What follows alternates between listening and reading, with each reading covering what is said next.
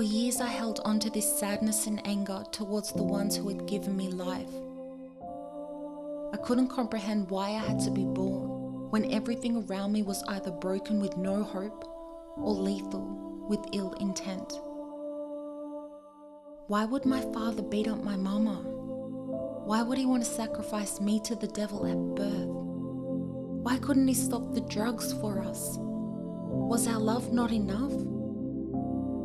Was I not enough?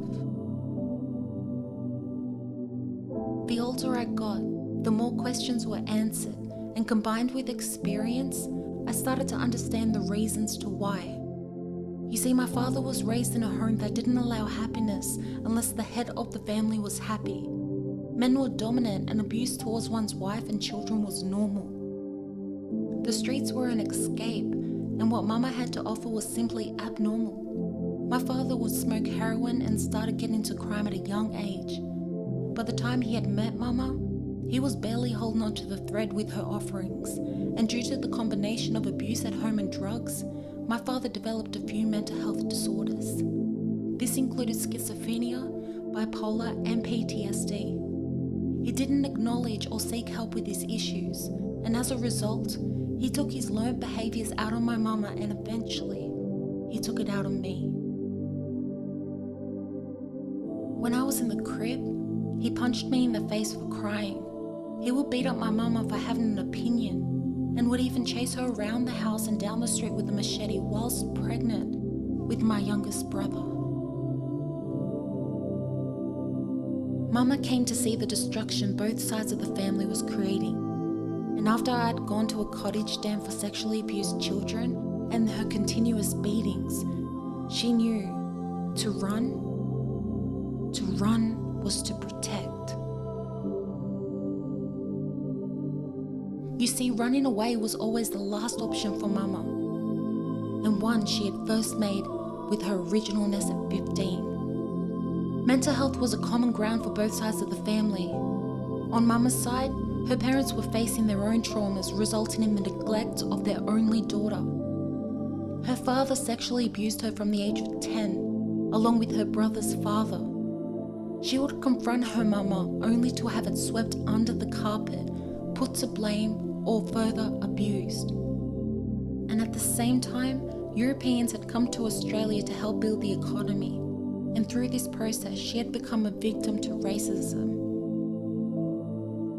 Along with the bullying and a dysfunctional household, mama left at 15 to stand on her own 2 feet. By 19, with years of hitchhiking, eating out of bins and further dangers of the streets, she met my elder sibling's father, who ended up gambling their money with alcohol and eventually kicking her out on the streets 5 months pregnant. A few years after we left dad, we started speaking to mama about desiring a father. By 8 years old, we moved into another country town where mama had met a man we all got along with. At the time, he seemed genuine. Yet after their marriage a few months later, his true colours began to show.